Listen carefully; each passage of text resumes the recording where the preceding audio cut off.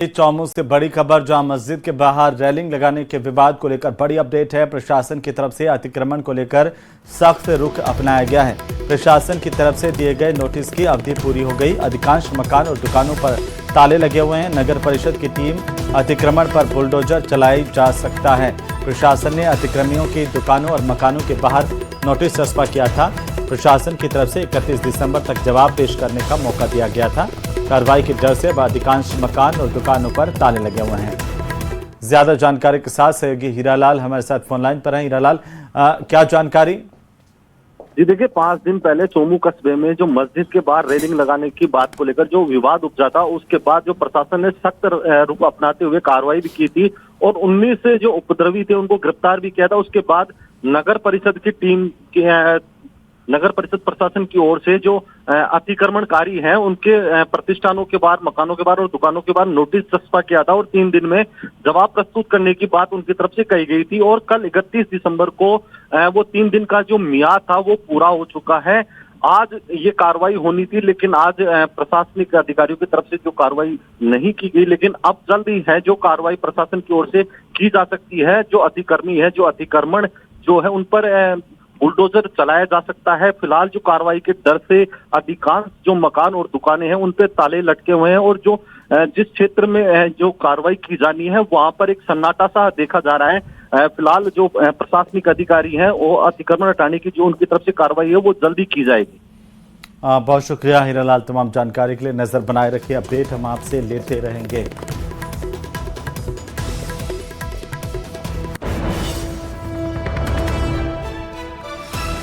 प्रशासन की तरफ से अब अतिक्रमण को लेकर के सख्त रुख है। नोटिस दिया गया था जिनका जवाब की मियाद जो है वो अब पूरी हो चुकी है।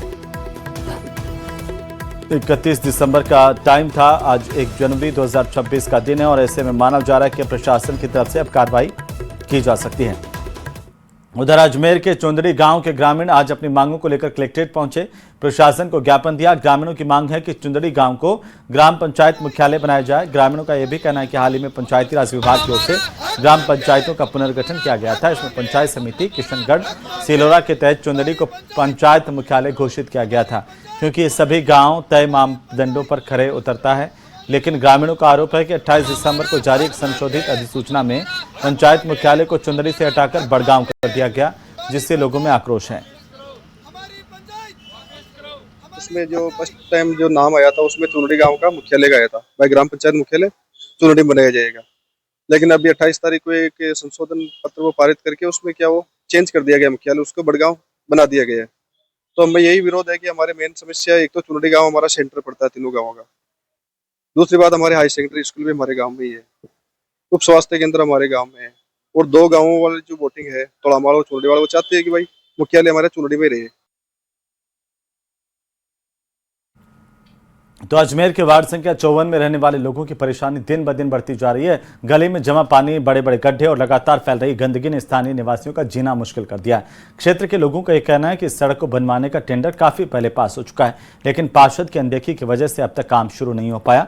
स्थानीय लोगों ने प्रशासन से जल्द कार्रवाई की मांग की, ताकि इस लंबे समय से चली आ रही समस्या का समाधान किया जा सके।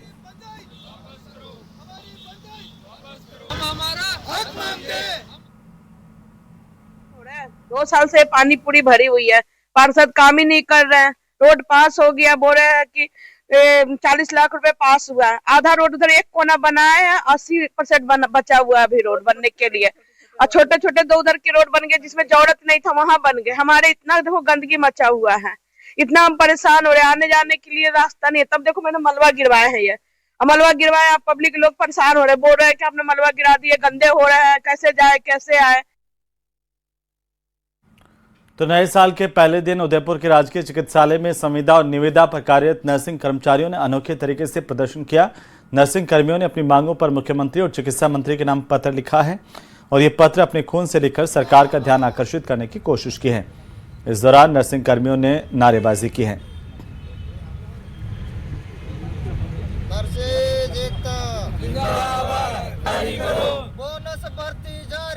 जो ये उदयपुर संभाग है, उदयपुर संभाग में जितने भी आसपास के जिले हैं, जितनी भी तहसील है, उन सभी को मैनेज करने के लिए अभी जो यहाँ पर आया हूँ। अभी हम यहाँ पर आरएनटी में है, मेडिकल कॉलेज में। तो हमारी मुख्य मांग ये है कि राजस्थान में नर्सिंग ऑफिसर की वैकेंसी हर 3-4 साल में रिपीट होती है, जिसमें जो है हम संविदा कर्मी, निविदा कर्मी जो होते हैं, नर्सिंग कर्मचारी और पैरामेडिकल कर्मचारी, वो सभी भाग लेते हैं, पार्टिसिपेट लेते हैं। हमको 1 साल काम करने का 10%, 2 साल का 20% और 3 साल का 30% अनुभव मिलता है। तो हमारी मुख्य मांग यही है कि राजस्थान सरकार, चिकित्सा विभाग हमारी मांगों को ध्यान दे, ध्यान आकर्षण करे, संज्ञान ले और जल्दी से जल्द हमारी परमानेंट वैकेंसी जारी करे। और यहाँ पर लगभग हम 300 जनों के आसपास है जो निविदा नर्सेज है। लगभग सभी के सभी हम 4-5 साल से काम कर रहे हैं और बहुत ही अल्प वेतन में हम हमारी सेवाएं 5 साल से दे रहे हैं माणा भोपाल हॉस्पिटल में। हमारा राजस्थान सरकार से एक ही आग्रह है कि अभी जो अगली भर्ती आ रही है, हमारी मतलब सरकार से मांग थी कि मतलब 12,000 की भर्ती निकाले और उसमें 5,000 ANM और ये भर्ती हमारे 10, 20, 30 बोनस के आधार पर निकाले। राजधानी जयपुर से बड़ी खबर मिल रही है, जहां स्कूलों की प्रार्थना सभाओं को प्रभावी बनाने की कवायद शुरू की गई है। अब हर प्रार्थना सभा में 10 मिनट समाचार पत्र पढ़े जाएंगे। स्कूल, माध्यमिक स्कूल में 2 अखबार मंगवाए जाएंगे और कम से कम 2 हिंदी के अखबार मंगाए जाएंगे। 5 नए शब्दों को छांटकर प्रार्थना सभा में बताया जाएगा। इस तरह की जानकारी सामने आ रही है। तो शिक्षा विभाग की तरफ से यह अहम कदम उठाया गया है। बड़ी जानकारी है इस वक्त की। प्रार्थना सभाओं को और ज्यादा प्रभावी बनाने को लेकर के आदेश जारी किया गया है। वरिष्ठ शासन उप सचिव की तरफ से आदेश जारी किया गया है, जिसमें कहा गया है कि समस्त जो राजकीय विद्यालय हैं उनमें प्रार्थना सभाओं को और ज्यादा प्रभावी बनाए जाने के संबंध में ये गाइडलाइन दी गई है। ज्यादा जानकारी के साथ सहयोगी हितेंद्र शर्मा फोन लाइन पर। हितेंद्र, क्या है इस गाइडलाइन में?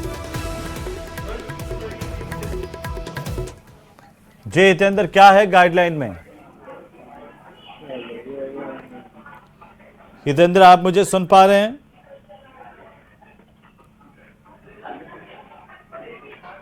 शिक्षा विभाग की तरफ से जो प्रार्थना सभाओं को प्रभावी बनाने के लिए आदेश जारी किया गया है, अब प्रार्थना सभाओं में क्या कुछ करना होगा? ये बड़ी खबर है इस वक्त की। स्कूलों में प्रार्थना सभाओं में 10 मिनट तक समाचार भी पढ़े जाएंगे और हिंदी के अखबार भी स्कूलों में मंगाए जाएंगे।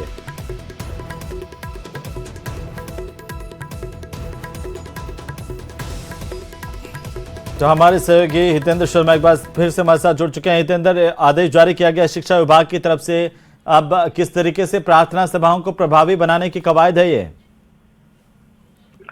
जी बिल्कुल, ये शिक्षा विभाग ने एक आदेश जारी किया है जिसमें जो माध्यमिक शिक्षा और प्रारंभिक शिक्षा जो है उनके निदेशकों को लिखा गया है ये पत्र, और समग्र शिक्षा अभियान और जो अतिरिक्त राज्य परियोजना निदेशक हैं इस अभियान के, उनको सबको लिखा गया है लेटर। उसमें कहा गया है कि स्कूलों में जो है राष्ट्रीय, अंतर्राष्ट्रीय और खेलकूद संबंधी जो जानकारी है वो छात्रों में बढ़ाने के लिए और पढ़ने की आदत को विकसित करने के लिए जो है ये इस तरह की व्यवस्था की गई है, जिसमें हर स्कूल में, हर जो राजकीय उच्च माध्यमिक विद्यालय है, सरकारी स्कूल है, उसमें 2 अखबार आएंगे, एक हिंदी और एक अंग्रेजी का मंगवाया जाएगा।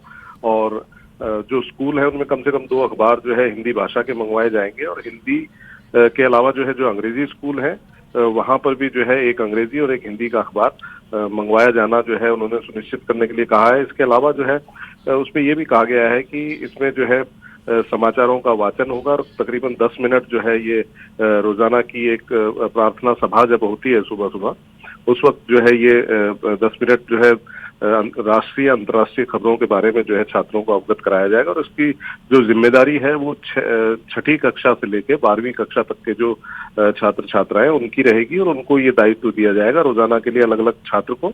और जिस दिन जिस छात्र की ड्यूटी होगी या जिस दिन उनको न्यूज पढ़नी होगी, उस दिन वो आधे घंटे पहले जो है स्कूल आएंगे और उसकी तैयारी करेंगे, उसके संकलन करेंगे कि क्या क्या उसमें जो है खबरें लेनी है, और उसके बाद जो है वो उनको जो है छात्रों के बिल्कुल हितेंद्र, चलिए बहुत शुक्रिया तमाम जानकारी के लिए। नजर बनाए रखिए, अपडेट हम आपसे लेते रहेंगे।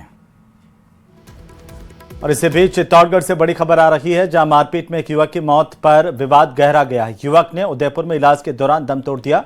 गुस्साए रैगर समाज के लोगों की तरफ से प्रदर्शन किया गया है। दोषियों के खिलाफ कड़ी कार्रवाई की मांग रैगर समाज के लोग कर रहे हैं। और कन्नौज गांव का यह पूरा मामला है, जिसके बाद रैगर समाज के लोगों में भारी आक्रोश है। सूचना के बाद पुलिस जाब्ता मौके पर पहुंचा है। 4 दिन पहले रैगर समाज के युवक के साथ मारपीट की गई थी। कन्नौज गांव का मामला, इस पूरे मामले में अब युवक की मौत के बाद समाज के लोग आक्रोशित हैं। दोषियों के खिलाफ कार्रवाई की मांग को लेकर के रैगर समाज के लोगों ने जोरदार प्रदर्शन किया, नारेबाजी की है।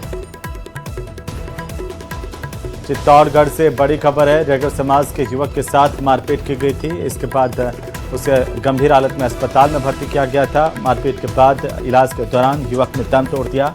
समाज के लोगों में इस घटना के बाद आक्रोश पैदा हो गया। लोगों ने सड़क पर प्रदर्शन किया है, दोषियों के खिलाफ कार्रवाई की मांग की है।